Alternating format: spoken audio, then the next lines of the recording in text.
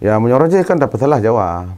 Ya. Nah, kan menyorotnya kan Putra salah halo Bang. urung putra Aceh belum yang kelola. Tapi pakan orangnya ponakan tanyo mentang lagi kan. Artinya kan dua macam lagi. Pu memang tanyo mentang di pengut atau memang ponakan ngedraw deh. Karena pakan nama mafia aja. Nah. Setiap ada bantuan subsidi nama mafia. Nah. Sama kan mau tidak mau finansial. Orangnya tanyo careng, tanyo malim, tanyo ganteng, tanyo behe kan. Apa yang lagu? Apa yang lagu?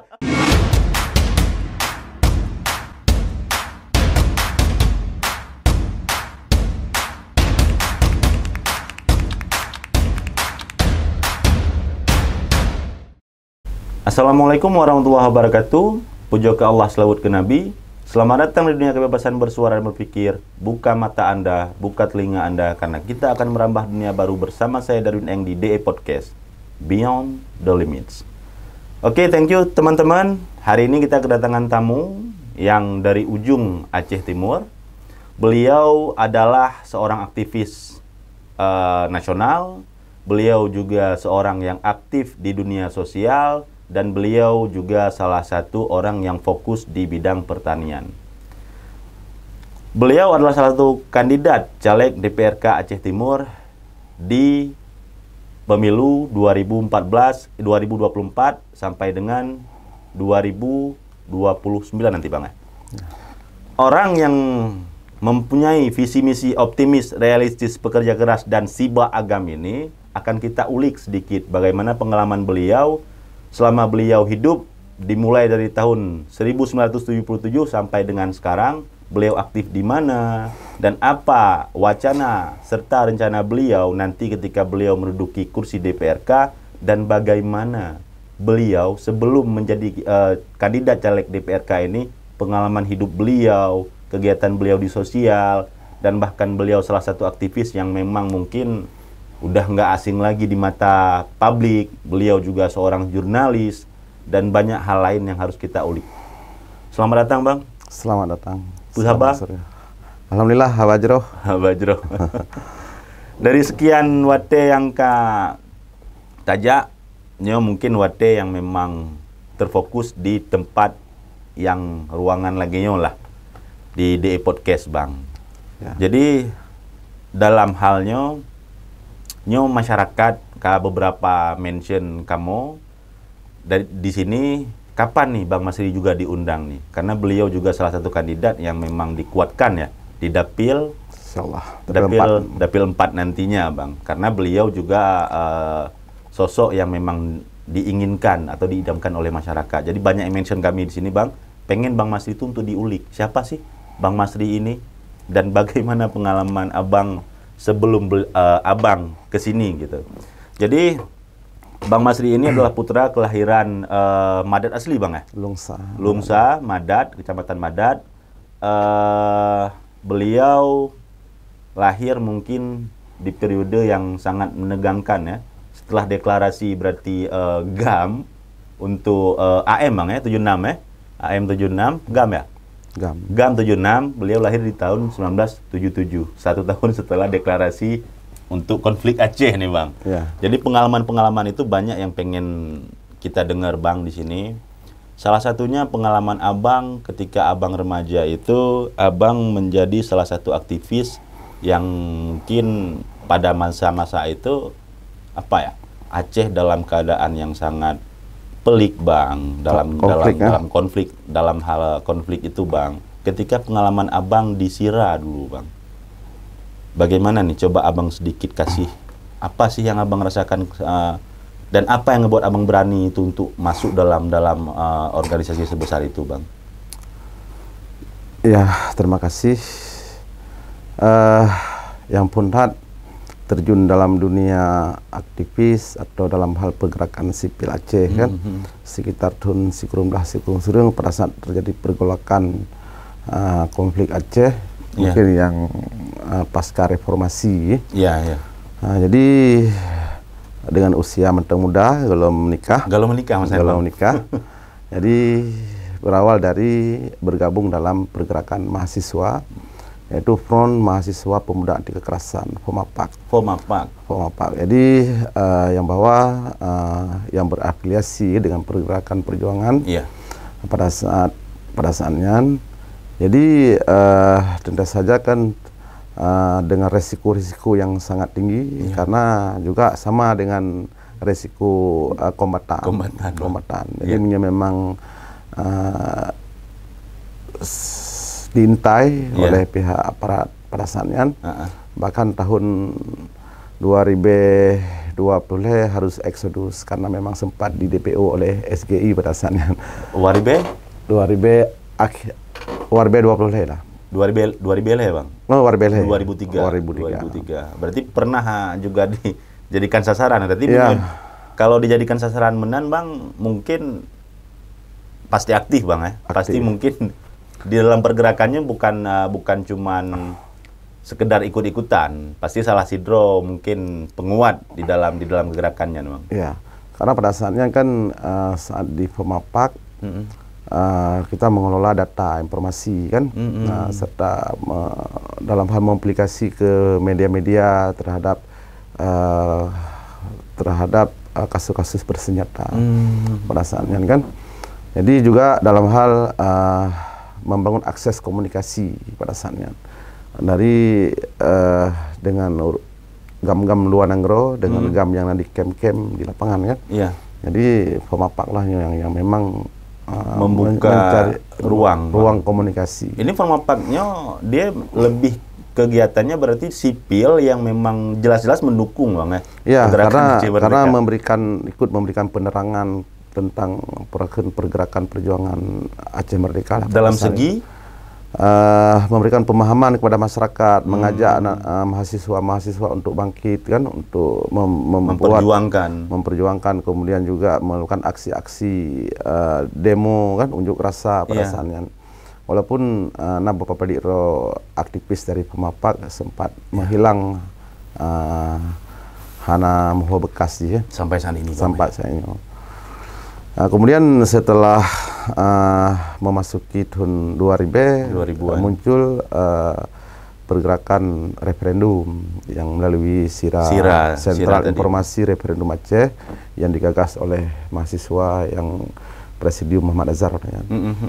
Sehingga salah beberapa rekan-rekan yang memang dipercayakan oleh petinggi-petinggi dasarnya untuk direkomendasikan kan, untuk menjadi bagian daripada SIRA. Menjadi bagian daripada pergerakan SIRA.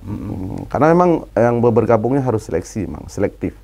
Dan abang menjadi salah satu konsulat. Menjadi salah satu konsulat wilayah Perlak rasanya. Wilayah basis bang. Wilayah basis. Jadi pengalaman resiko udah pasti nyawa bang. Udah pasti nyawanya. Jadi resiko nyawang yang abang pertaruhkan untuk Aceh pada masanya, dari pun FOMAPAK sampai abang bergabung ke SIRA, keberanian apa yang ngebuat abang bisa memilih jalan tersebut? Yang pegadronnya berarti kan sampai memilih halnya bang. Resiko nyawang memang. Memang karena bangkit semangat nasionalisme Aceh mungkin karena memang ingin Acehnya makmur, sejahtera, kemudian berdaulat, sehingga Pornankin harus ikut andil untuk membantu pergerakan perjuangan pada masanya. Walaupun ya resiko ada memang nyawang, tapi ya karena memang panggilan hati nurani, kan, kemudian mungkin bangkit nilai-nilai keacehan nayo, kan, sehingga kan walaupun dengan resiko yang cukup raya, ya mungkin hana permen katanya, ya. Memang siap mengikhlaskan diri untuk Aceh pada masanya, bang. Siap. Tapi menyenangkan Aceh Jina provinsi termiskin, bang, han pedih dengan perjuangan yang melakukannya, bang. Ya, memang mungkin kan tanya menteng kan, Mandum merasakan kecewa. Jadi apa yang menjadi harapan raya. Tetapi perjalanan orangnya galom yang lagi diharapkan. Berbicara mana, bang? Penyebab provinsi termiskin saat ini. Bang Masri salah sidro urang yang memang memperjuangkan, bahkan mengikhlaskan nyawa, resiko nyawa, keluarga. Belum sebenarnya kan hakikatnya manusianya kan pengen mereka hidup itu tenang, bang. Tapi abang cok ketenangannya, abang pindah abang coba bergulat atau abang coba mengikhlaskan diri untuk Aceh nih bang, dengan harapan Aceh ini akan menjadi sebuah negara atau bangsa yang memang bahasa kita orang Aceh di TLKP bang, Ya. musyuhu bangsa bohlonya. Nah, jadi ketika posisi itu sekarang pasca damai 2004 bang, dan apa yang terjadi pada Aceh saat ini berbanding terbalik bang, apalagi provinsi termiskin kita masih ngeklaim pengelolaan kita di bidang hasil alam kita belum 100% milik kita, pengelolaan kita di bidang-bidang yang lain juga bukan milik kita bang. Jadi dari hal-hal itu bang, kekecewaan seperti apa yang ingin abang gambarkan ini? Atau memang ada hal yang memang mungkin menurut abang ya biasa aja sih, normal-normal aja gitu? Ya, tentu saja kan sebagian masyarakat Aceh juga merasakan rasa kekecewaan kan terhadap hasil yang didapatkan Tumeoronyo kan, yang bahwa adanya dengan kewenangan dampak dari perdamaian Aceh like spesialis nanyo sebagai daerah spesialis, like spesialis dengan undang-undang khusus kan. Kemudian dengan kewenangan-kewenangan yang sebagian hana berken, termasuk dana khusus, kan. Belum dari semenjak 2008 sampai orangnya kan Aceh penerimaan dana khusus kasih kurang 10 triliun lebih, ya kan. Tapi Aceh dalam rentan 18 tahun. Kemudian juga dana perimbangan keuangan, kan. Juga perakan mengalir Aceh. Kemudian termasuk dana desa. Mungkin dari 2015 sampai 2020 kan mungkin lebih kurang mencapai 40 triliun lebih, ya kan. Karena dengan jumlah kucuran dana yang cukup jaya Aceh kan, dan masif bang. Dan masif, berarti yang salah dalam pengelolaan Aceh. Salah dalam pengelolaan Aceh. Itu yang abang lihat. Ya, pertama dalam hal perencanaan mungkin hana fokus, hana tepat sasaran. Kemudian juga praktek korupsi yang sangat masif di Aceh kan. Praktek korupsi dalam kategori bang ini secara umum atau memang ya di tingkat atas, menengah atau memang sampai ke bawah? Ya, pada awalnya kan cuma level atas. Pada level kabupaten, pada level provinsi. Tapi orangnya kan dengan kucuran dana desa kan praktek korupsinya juga merambah ke tingkat-tingkat kampung. Itu yang abang temukan di saat abang menjadi jurnalis tuh memang secara gambaran opini abang mentangnya? Atau fakta yang abang temung di lapangan selama abang jadi jurnalisan? Iya, pertama kan tak temung pada saat tanya berkecimpung di dunia jurnalis. Jadi dia berhadapan dengan kondisi-kondisi lainnya kan. Jadi memang tingkat penyelewengan dana desa maupun dana APBK, APBA yang memang perakan hana tepat sasaran, hana efisien, hana efektif kan. Sehingga kan perakan Aceh menjadi daerah mentang bercatut daerah termiskin di Sumatera kan. Bang. Dan yang sangat prihatin, sangat tersayangkan kan. Seharusnya dengan jumlah berjuta jiwa orang Aceh yang kan dibandingkan dengan kota Bogor yang hanya sekitar 2, sekian bang. Enggak, kota Bogor 6 juta lebih, DPT-nya 6 juta kan. Belum masyarakatnya lagi. Jadi sungguh tanya sangat tertinggal. Mungkin di samping memang faktor-faktor pengelolaan dana benar yang hana efisien, hana efektif.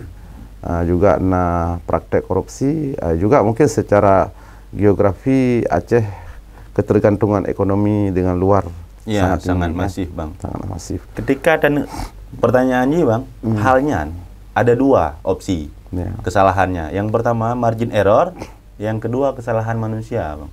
Menyo secara pemikiran drone, yang drone kalian di lapangan faktanya bang. Ini terjadi karena memang kesalahan manusianya atau memang margin error bang sistem? Mungkin lebih ke manusianya, sumber daya manusianya. Tapi yang kan tidak wajar bang kita. Karena kan menyangkut mentalitas.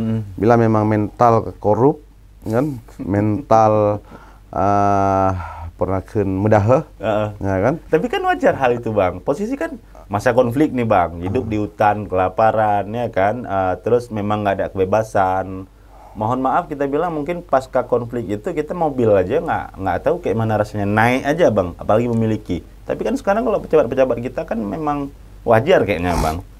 Awaknya irasa putra yang hanya irasa awai dengan embel-embel kalih berjuang bang. Apakah juga itu hal yang salah? Iya, artinya kan memang karakteristik konflik memang hana mudah hilang kan, hana mudah kan.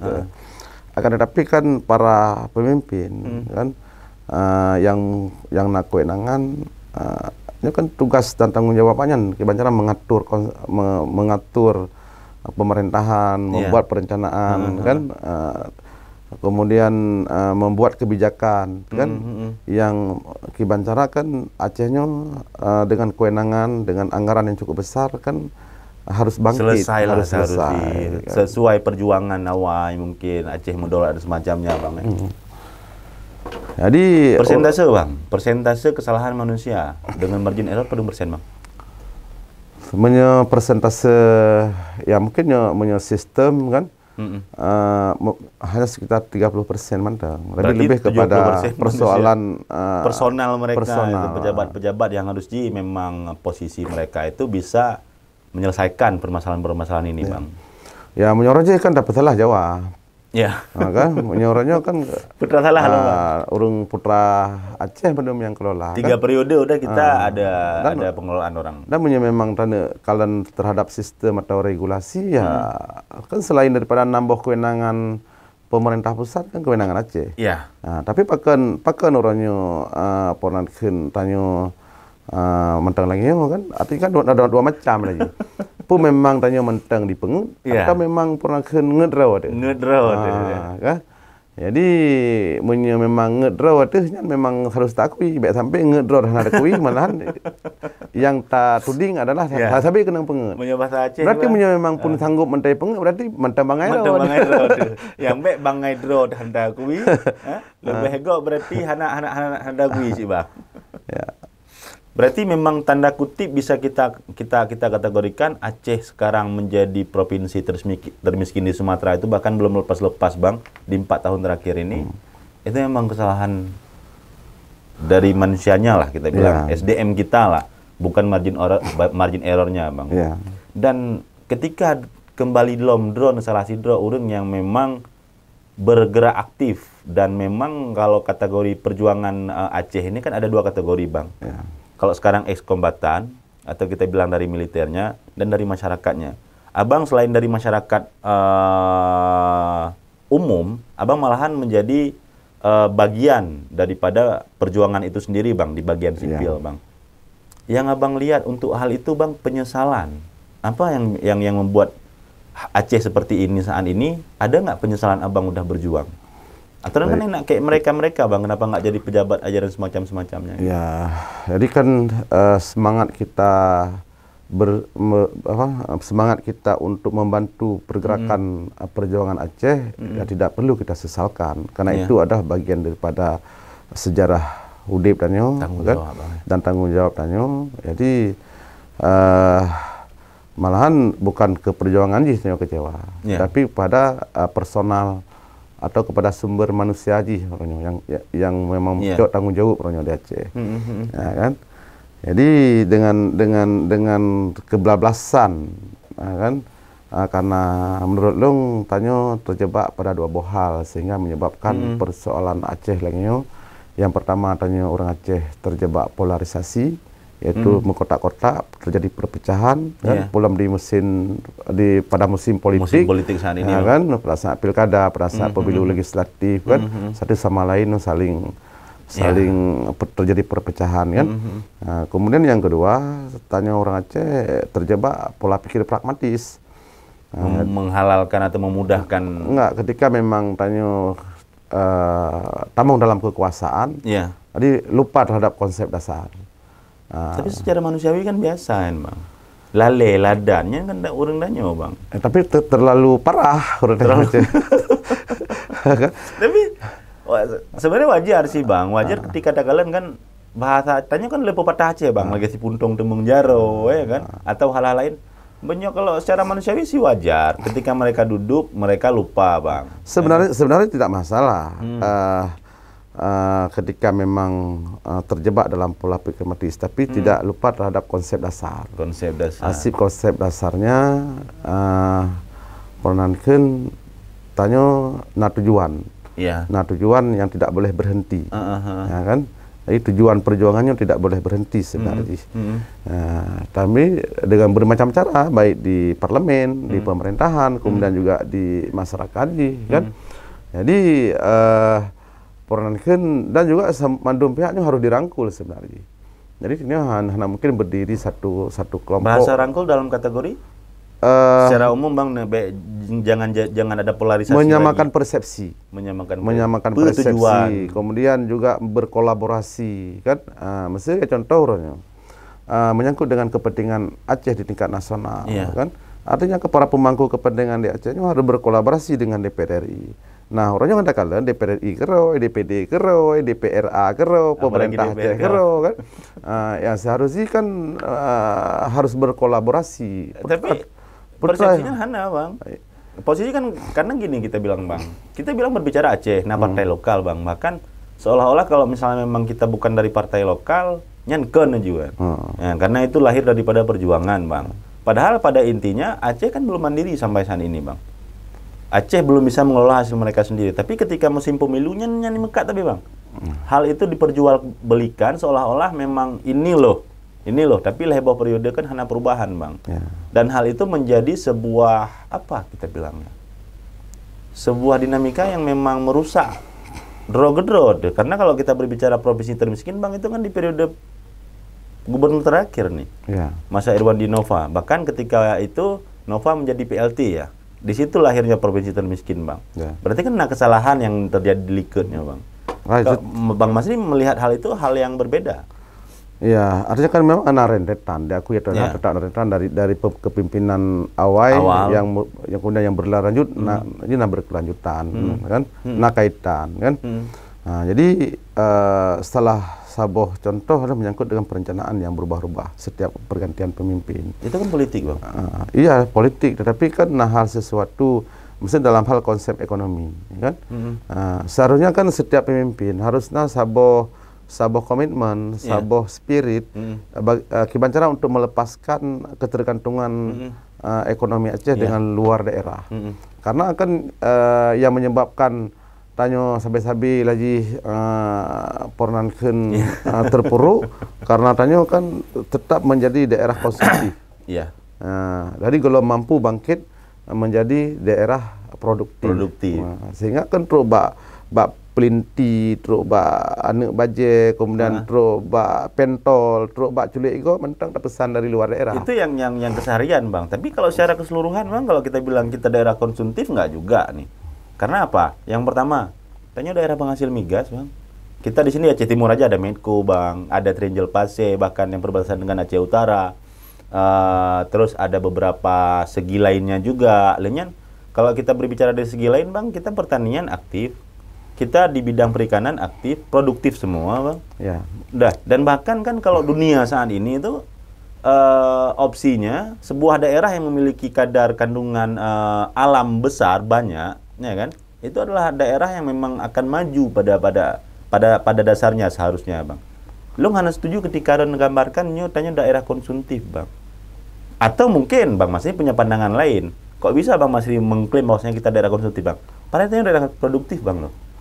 Jadi kita tanya sebagai daerah konsumtif karena ketergantungan barang untuk berbagai keperluan rumah tangga, kan, kemudian juga bagian material bangunan, termasuk lain, mana harus datangkan dari luar. Enggak, material bangunan, Bang, kita punya pabrik semen di Aceh. Ya, cuma pabrik semen kan, tapi dikempasi kan di luar Aceh, kan.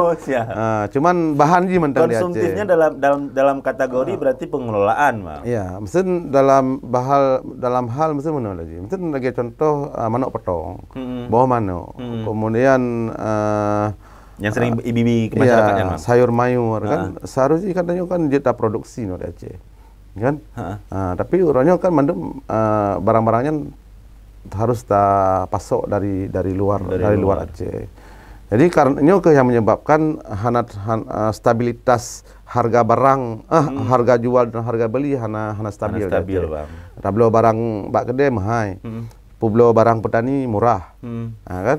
Makanya kan sebenarnya yang salah satu solusi untuk bangkit Aceh memang harus udah industri processing di Aceh, pabrik-pabrik pengolahan kan memang harus tedang di Aceh. Nah, orang tak kan cuman berbicara tentang PKS orangnya tentang untuk sawit, Bang. Jadi hanya berdampak hilirisasi terhadap masyarakat. Jadi setelah diproses di PKS langsung CPO je ke Medan bahkan diekspor kan. Dan dikemas baru dibawa kembali ke Aceh, Bang. Kemudian juga contoh dari migas migas kan dampak terhadap Aceh kan sangat ubud. Misalnya kayak contoh Aceh Timur, produksi dari gas blok A, misalnya Medco kan maupun dari sumber-sumber minyak dan gas lain kan penerimaan dana bagi hasil ternyata per tahun hanya sekitar 7 miliar. Kan sangat ubud lah kan. Nah, kemudian dari persentase dari penerimaan perimbangan keuangan yang pernah 70 kan seolah-olah kan rakyat tak tahan. Nah, kan jika mantakalan data dari 2015 2020 lifting penerimaan migas untuk Aceh kan hanya sekitar 250 miliar per tahun. Nah, kan pun sampai triliunan. Nah, tapi pemerintahnya memang kan halnya investasi harus dijaga dan semacamnya harus dijaga, tapi kesalahan di mana tuh, Bang? Kenapa hal itu bisa seperti itu, Bang? Iya, tanyakan lagi-lagi kepada SDM hana mampu mengelola terhadap sumber daya alam di Aceh. Dan sebenarnya sumber daya alam kan hanya dari sisi minyak dan gas, batu bara ataupun dari lain. Tetapi kan sumber daya alam paling lengkap di Aceh, Bang. Tapi sumber daya alam yang paling besar yang punya multi efek terhadap masyarakat itu di sektor real sebenarnya. Yaitu perikanan, pertanian, perkebunan, peternakan kan. Karena memangnya sumber potensi apalagi ekonomi langsung aja. Bang, mereka hilirisasinya itu langsung ke masyarakat. Ke masyarakat. Sementara dari mesin lagi CPO, lagi PKS, kemudian dari perusahaan migas kan. Itu bahan konsumtif sehari-hari ya. Dan perusahaan tambang lain kan hanya berdampak terhadap masyarakat secara luas. Paling kan tertampung dengan kerja padiro kan. Sementara kan bila memang dibangkitkan di sektor real baik perikanan, pertanian, nyo di samping memang lagi mendongkrak daya harga barang, kan. Kemudian juga memperbanyak tenaga kerja terhadap masyarakat. Dan masyarakat juga bisa mengelola hal itu sendiri, Bang ya. Berarti kesalahan lom halnya, Bang. Yang Abang lihat sekarang kan, Abang tuh kan kalau di namanya kan masih di SP, berarti sarjana pertanian nih, Bang. Udah. Jadi ada sektor-sektor yang seharusnya bisa dibangkitkan oleh pemerintah dan hal itu belum dilakukan sampai saat ini yang menurut Abang. Dan apa hal itu juga yang ngebuat Abang sekarang maju sebagai kandidat caleg DPRK Aceh Timur, Bang? Iya, betul. Walaupun sebelumnya udah pernah jadi caleg DPRA, Bang. Kita nggak mau ke belakang, kita mau ke sini aja, Bang. Apa hal itu juga Abang lihat ada kesalahan kategori yang dilakukan oleh pemerintah saat ini, mau dari bidang yudikatif, eksekutif, dan legislatifnya, dan peluang itu yang Abang ingin ambil dan ingin Abang rubah di Aceh Timur nantinya? Ya, terutama kan ketika memang Tanyo berada di luar, yang selamanya Tanyo sebagai aktivis kan bisa terasakan. Ketika memang tak berkoar-koar, tidak begitu dampak pengaruh terhadap kebijakan merubah kebijakan pemerintah. Jadi malah dianggap sebagai anjing mengonggong kafilah berlalu. Nah, orangnya kan tak coba untuk tampung dalam sistem. Nah, mungkin dalam sistem mungkin lebih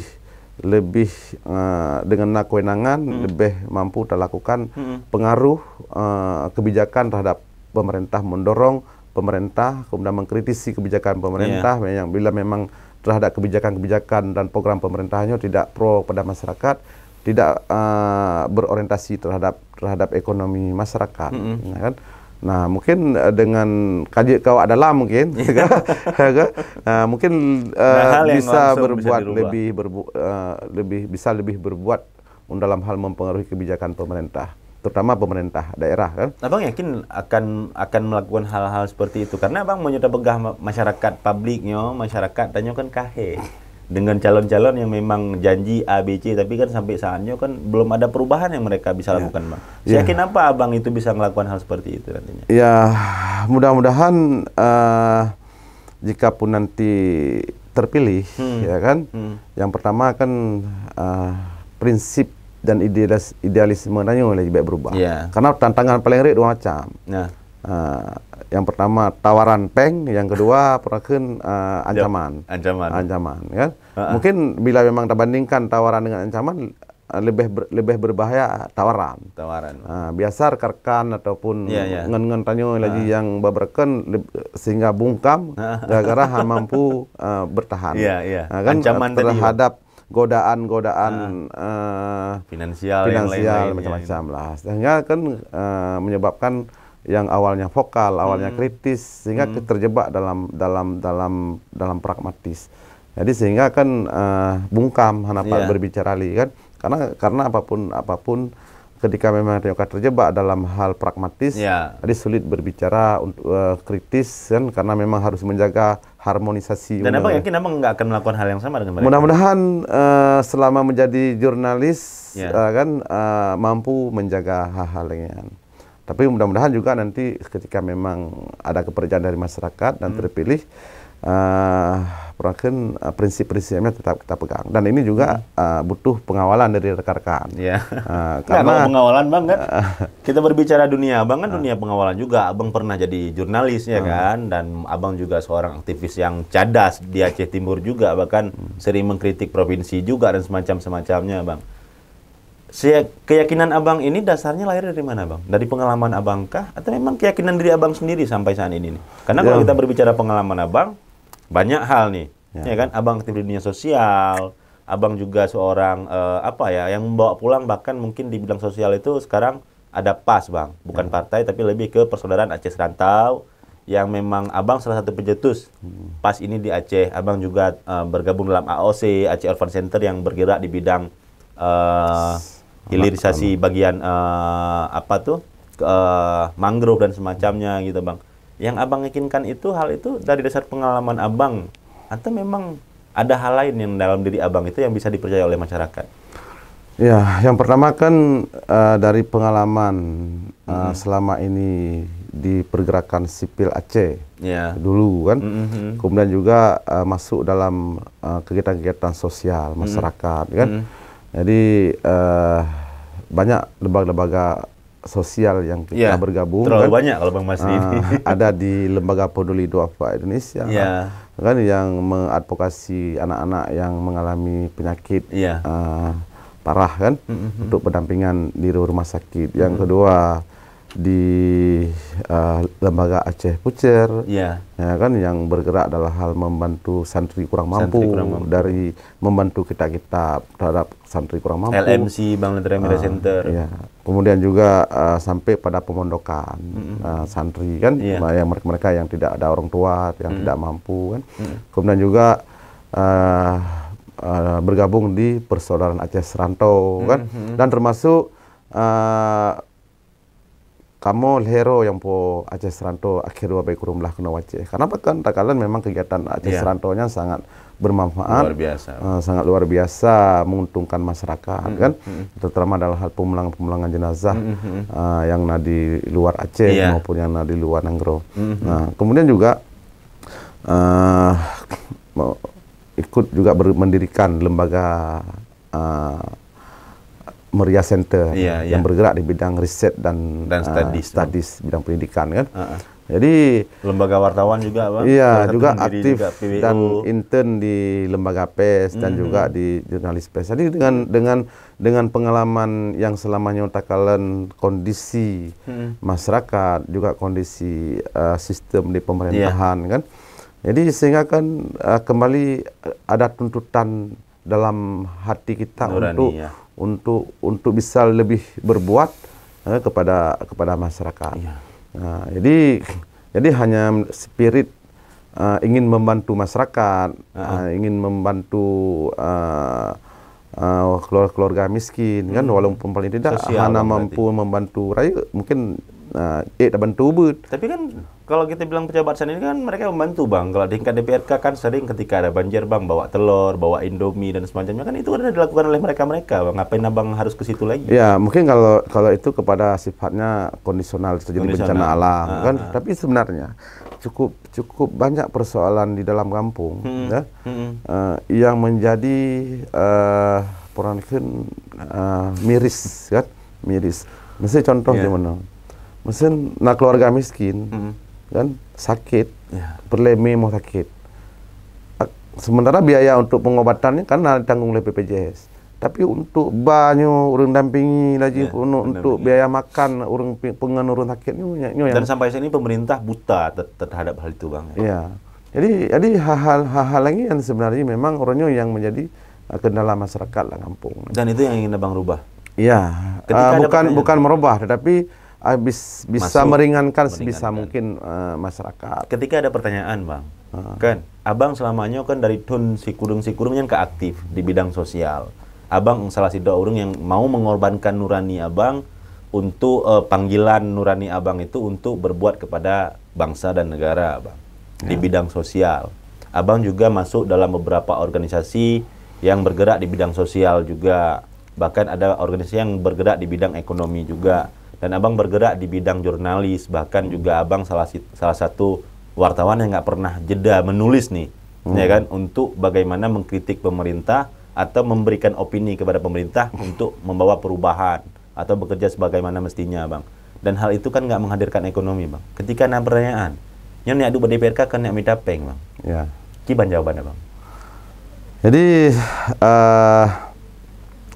Poranankeun tujuan orang maju menjadi anggota dewan kan macam-macam. Iya. Nah memang minta minta pekerjaan, juga nah yang memang untuk memperjuangkan aspirasi masyarakat, kan?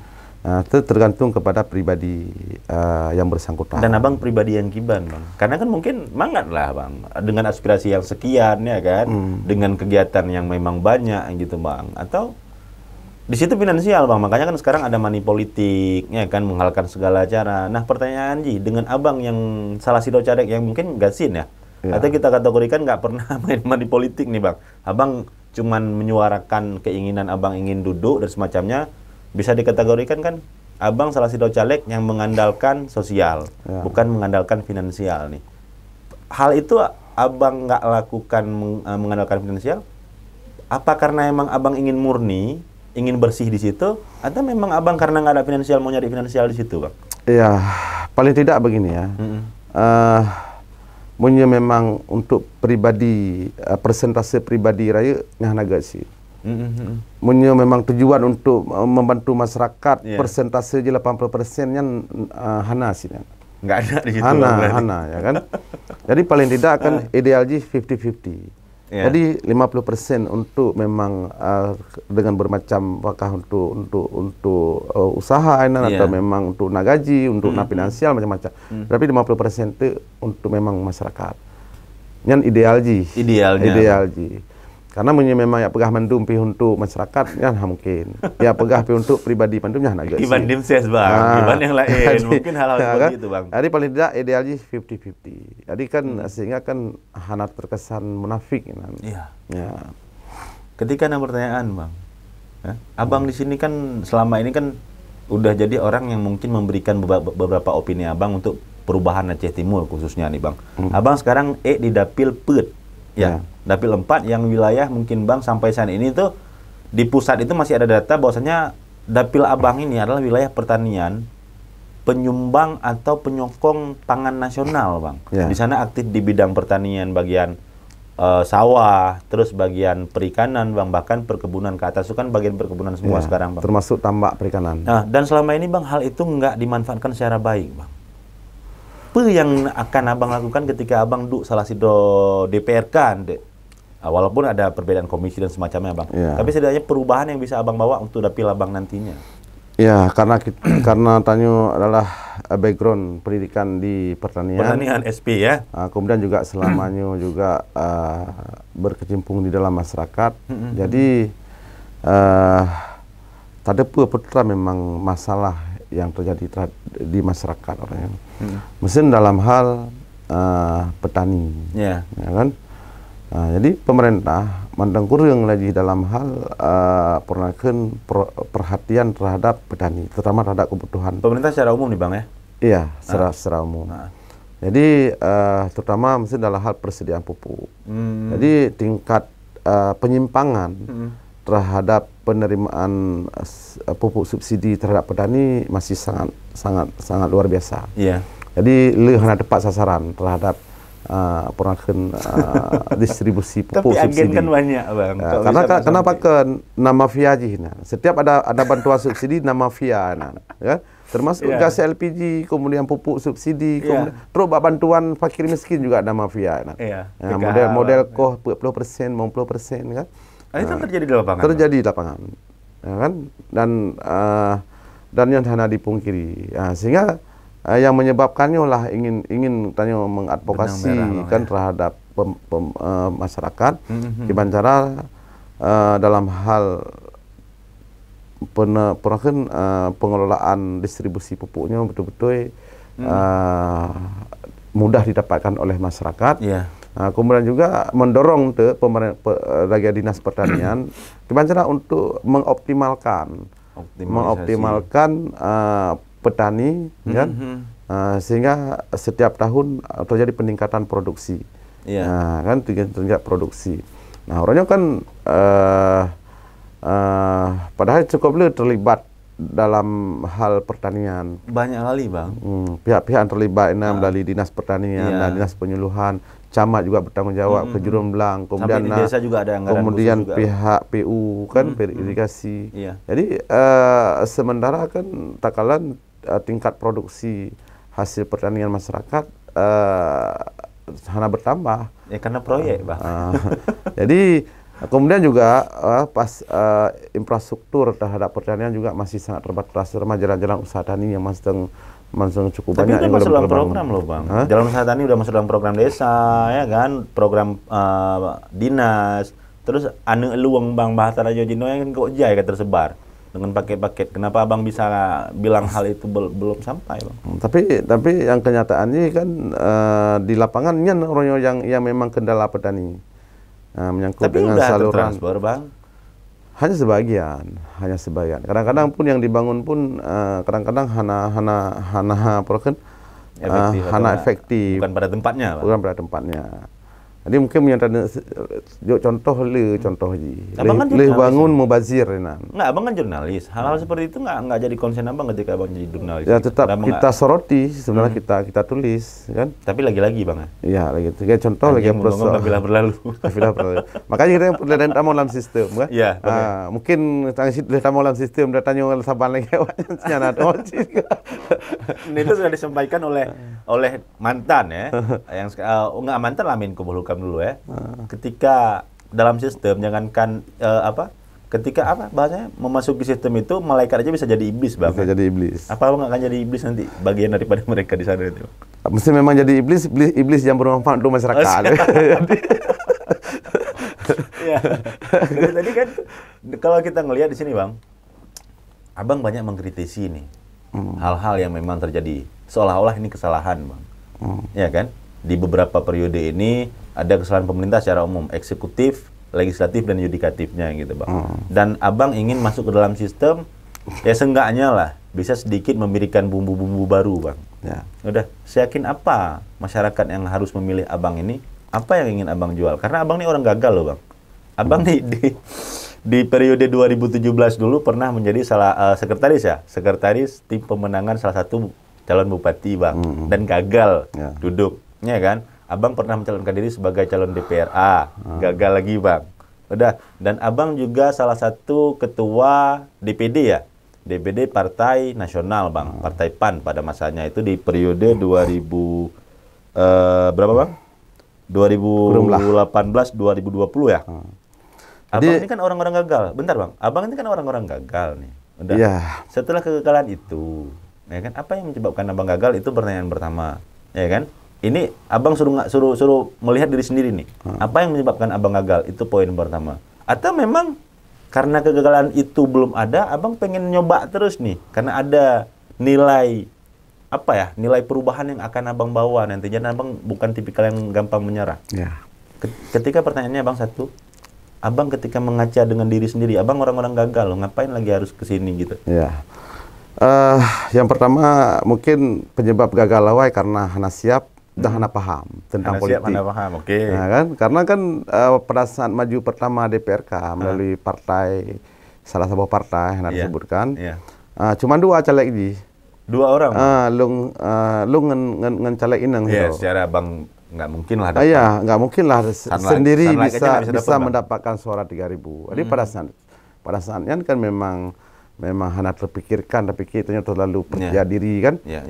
Padahal untuk mendapatkan suara leher banyak kan hal mudah.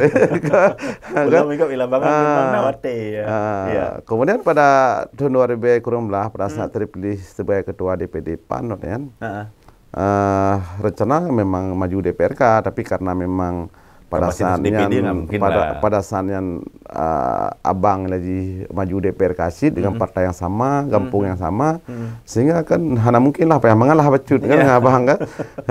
Jadi sehingga kan karena tanya kedua partai ya daftarlah untuk ketua untuk caleg DPR. Dan abang gagal lagi kan? Iya, karena memang hana siap, baik hana siap kan. Tepu kalau memang nggak, masyarakat pengen denger nih bang, nggak siapnya dalam segi apa nih, finansial kah atau apa bang? Ya, terutama kan mau tidak mau finansial. Orangnya tanya careng, tanya malim, tanya ganteng, tanya behe kan. Apa yang lagu? Cuma sekedar taptur gitu Pak masyarakat. Tapi ketika memang tanya kamu bekerja butuh logistik, butuh operasional. Nah, ketika memang nyan hana, kita gelang nih.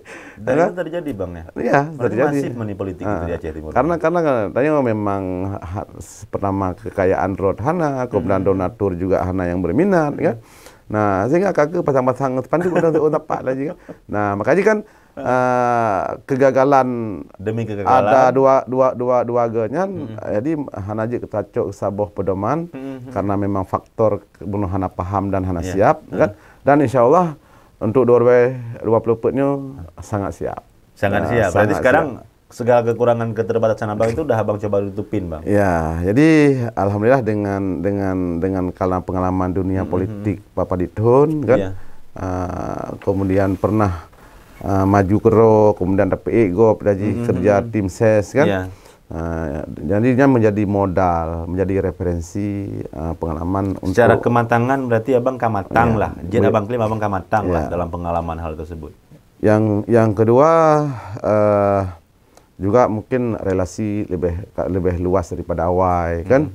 Nah, jadi mungkinnya adalah modal walaupun mungkin ada jenuh anak pensi kan. Kalau pensi akan tetapi karena memang kena pengalaman bunuh kan ada melalui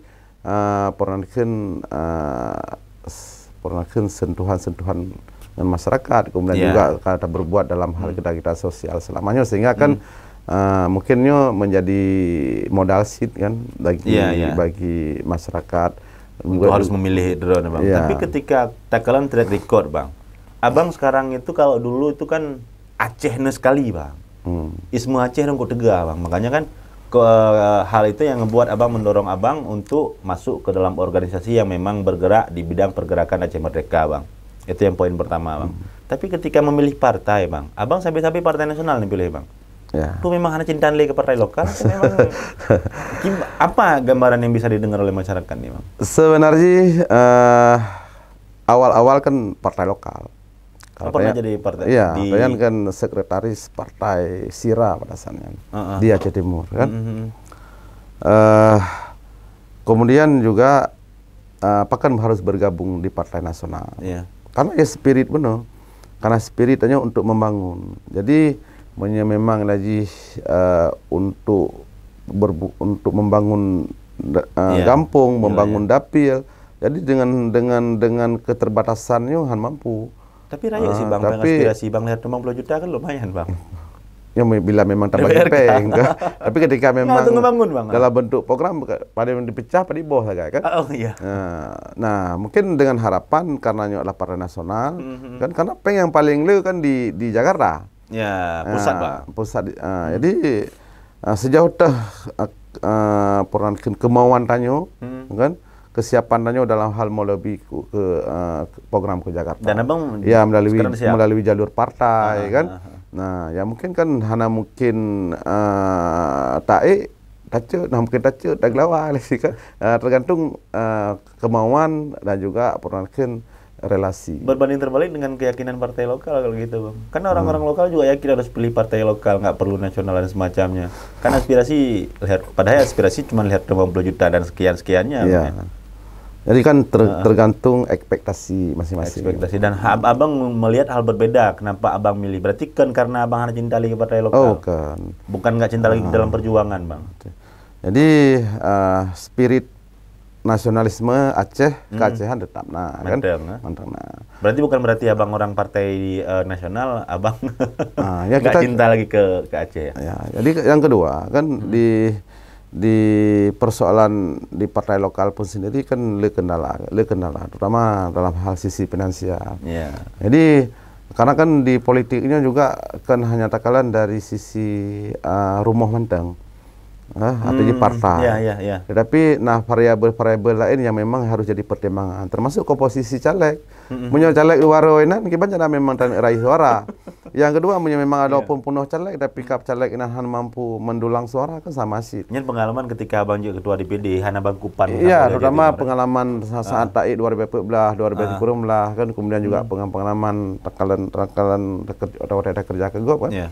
Ya memang harus takalan pertama memang dari partai, yang kedua dari komposisi caleg, kemudian juga dari selera masyarakat, komponen pendukung yang lain. Jadi memang menjadi ukuran, menjadi pertimbangan tolak ukur kan. Nah, jadi ini kan maka di pengalaman. Kenapa harus Demokrat, Bang? Ya mungkin yang pertama Demokrat lebih fleksibel, kemudian lebih diterima oleh masyarakat Aceh, mungkin efek dari Pak SBY ya, selaku presidennya, mendamaikan Aceh, kemudian juga mungkin secara politik tidak cacat kan di masyarakat. Jadi ya, buktinya mereka kan juga bagian daripada variabel pendukung Beno. Berarti bukan penyebabnya Bang hana cinta Aceh, itu bisa dibuang, Bang ya? Iya, bisa dibuang. Bang Masri manteng, Bang Masri yang jamun lah, yang belum berjuang untuk Aceh, Bang, untuk kemerdekaan Aceh, Bang ya. Insyaallah. Dari sekian banyak pembahasan, Bang, yang kata demeng untuk saatnya kan, yang pertama sosok Bang Masri-nya kan orang yang berjuang selamanya dari tahun 30 untuk Aceh sampai urangnya, Bang, dan nggak akan pernah lelah. Yang poin kedua finansial, Bang hanan demeng. Tapi kita nggak mau dengar hal itu dari mulut saya secara pribadi, Bang. Biarkan Bang Masri coba meyakinkan masyarakat. Dasar apa yang harus dipilih, Don, Bang? Kita kasih waktu sekitar 3 menit closing statement Abang. Apa yang menyebabkan masyarakatnya harus pilih Abang Dapil Limang nanti, dan masyarakat harus percaya kepada Abang Dapil Put nantinya, Bang. Silakan, Bang. Kamera langsung Ju. Terima kasih kepada masyarakat atau pemilih di Dapil Put yang meliputi Kecamatan Madat, Simpang Lim, dan Pantai Bidari, kan? Mohon kepercayaan, kan? Akan tetapi setelah nekalan jejak rekam, kan? Jadi pun sulit, kan? Pu penyakit, pu bandit, kan? Kira-kira lagi tergolong dalam hebohnya masyarakat nilai ketro, kan? Jadi mungkin menyontak menjanji, hana menjanji. Tetapi mudah-mudahan apa yang menjadi keluhan, apa yang menjadi harapan masyarakatnya, walaupun han mampu tak sampaikan, tak perjuangkan secara keseluruhan, ya paling tidak HI raya ubud, kan? Jadi paling tidak bila memang masyarakat yang membutuhkan, katakanlah masalah-masalah ingin berobat tetapi hanape, ya kan? Kemudian juga pernah kena kendala-kendala lain, kan? Ya, mungkin dia tak fasilitasi, tak bantu kan sesuai dengan kapasitas, kewenangan dan kemampuan kan. Dan mungkin mohon doa Sid supaya prinsip yang selamanya Ba'ro tu supaya tidak berubah. Terus mampu terjaga idealisme, kemudian juga sikap sosial tanyo, kemudian juga kepedulian tanyo kan, kemudian juga baik terjebak kepada pragmatis, kemudian si baik terjebak ke dalam hal yang mungkin ya hana galak masyarakat kan? Iblis yang membawa perubahan. Kan? Jadi mungkin nyan sebagai harapan kepada masyarakat kan. Ini cip-cip, ini timang-timang bila memang layak, bila memang nak anggap mampu, bila memang nak anggap mampu mewakili ron di DPR, jadi mohon nak dibantu sabuah keluarga limong ni dibantu sini. Kan? Jadi paling tidak porankeun mampu talangkah ke parlemen. Dan di sinalah kinerja dapat dinilai oleh masyarakat karena memang pegah bukti kalau ada gimana bukti kan? Yang karena pebuk selama drone di luar di dunia aktivis, dunia sosial dan di dunia jurnalis nyan kajit ke sabah bukti mungkin Bang.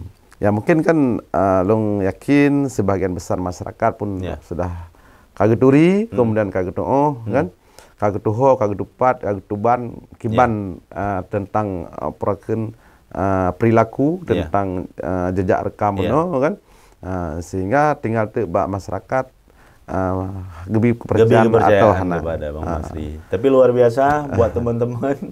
1 jam udah kita berbincang. Waktunya singkat sih, singkat. Tapi mungkin ada beberapa hal yang masih kurang. Nah, karena masih ada kekurangan, mungkin masyarakat yang melihat nanti tayangan video di DE Podcast nantinya ada rasa penasaran dan ingin bertanya langsung kepada Bang Masri Jafar. Kami membuka program. Kalau masyarakat ada yang mau bertanya terhadap Bang Masri nanti, kita ada berikan 5 pertanyaan itu senilai Rp100.000 yang dijawab langsung oleh Bang Masri Jafar. Dan ada 5 pertanyaan yang dijawab langsung oleh DE Podcast nanti. Saya sendiri yang menjawab. Dan itu ada reward sekitar Rp50.000 dalam bentuk pulsa. Nah, buat teman-teman. Dan tambahan door prize-nya Rp300.000 dari saya. Dan tambahan door prize nih, tambahan door prize Rp300.000 dari Bang Masri secara langsung nih. Di luar biasa Bang Masri, semoga masyarakat mendukung Abang, masyarakat bisa percaya terhadap Abang dan apa yang Abang lakukan selama ini di bidang sosial. Abang berbuat untuk Aceh, khususnya Aceh Timur, itu memberikan sebuah rahmat yang besar dari Allah agar Abang bisa mewakilkan masyarakat Aceh Timur nanti di parlemen, Bang. Kita sama-sama berdoa apa yang Abang lakukan selama ini, baiknya nanti, buruknya nanti, itu pembuktiannya ketika Abang menjadi DPRK Aceh Timur. Oke, makasih Bang, 1 jam waktunya. Semoga Abang terus berjuang dan terus berbuat, jangan pernah lelah, Bang. Insya Allah takdir Allah itu pasti. Terus berjuang. Makasih. Ya, terima kasih. Siap, Bang. Atas waktunya. Buat teman-teman, Beyond the Limits.